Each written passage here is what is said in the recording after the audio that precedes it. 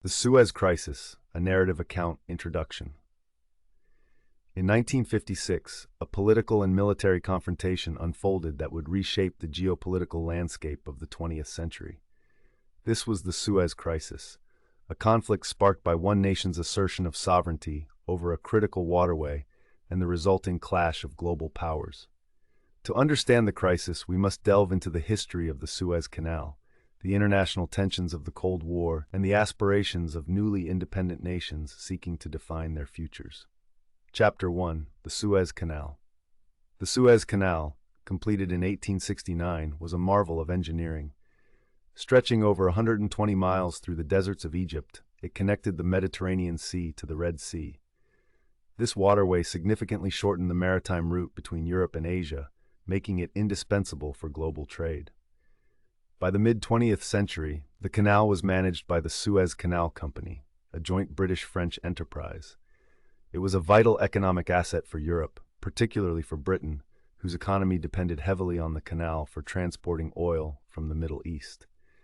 Despite its location in Egypt, the country received only a minimal share of the canal's revenue. This imbalance was a painful reminder of colonial exploitation for many Egyptians. Chapter 2: Nasser's Vision. Gamal Abdel Nasser rose to power as Egypt's president in 1954, representing a wave of Arab nationalism that sought to break free from the legacy of colonialism. Nasser had grand plans for Egypt, including the construction of the Aswan High Dam, a project intended to revolutionize agriculture and provide energy for the nation. To finance this ambitious undertaking, Nasser sought aid from both the United States and the Soviet Union. However, tensions between Egypt and the West grew as Nasser increasingly aligned with the Soviet Union, purchasing arms from Eastern Bloc countries and supporting anti-colonial movements. In response, the United States and Britain withdrew their offers of financial assistance for the dam. On July 26, 1956, Nasser delivered a landmark speech in Alexandria, announcing the nationalization of the Suez Canal. His plan was to use the canal's revenue to fund the dam, asserting Egypt's control over its resources and challenging Western dominance. Chapter 3: The Reaction.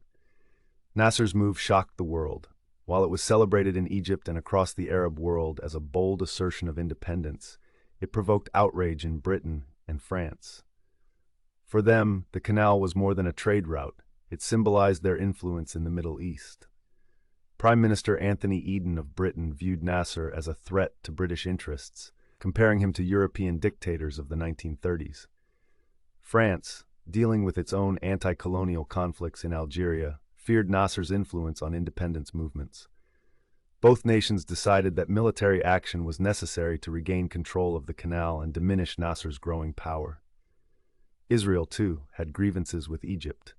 Blockades in the Straits of Tiran and Nasser's support for Palestinian militants were significant challenges. This shared interest brought the three nations, Britain, France, and Israel, into a covert alliance. Chapter 4: The Invasion. In October 1956, Israel launched the first phase of the operation, invading the Sinai Peninsula and advancing toward the canal. 2 days later, Britain and France issued an ultimatum, demanding a ceasefire and the withdrawal of forces from the canal zone. Predictably, Nasser refused.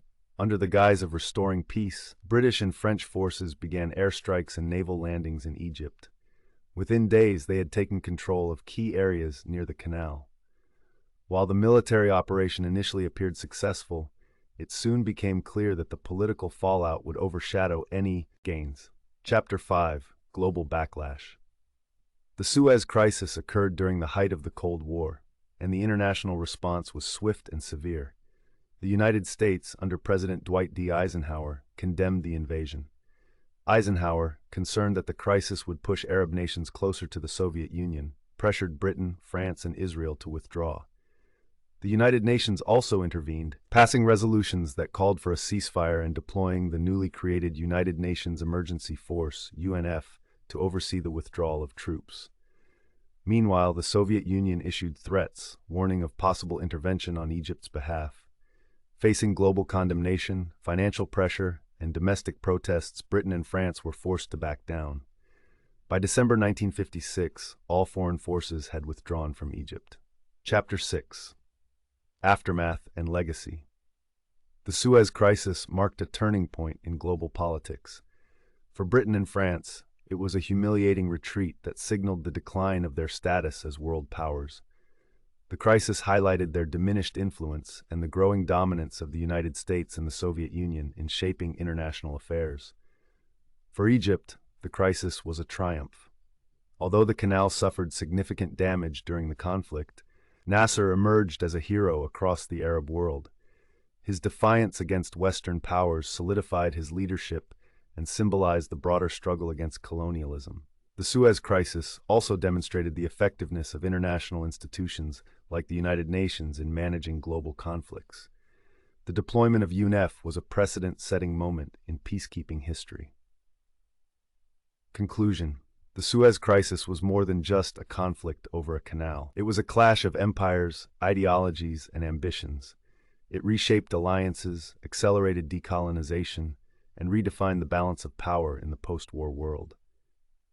As we reflect on the events of 1956, the lessons of the Suez Crisis remain relevant, a reminder of the complexities of sovereignty, the consequences of military intervention, and the enduring impact of global cooperation. This is the story of the Suez Crisis, how a narrow strip of water became the stage for one of the most pivotal conflicts of the modern era.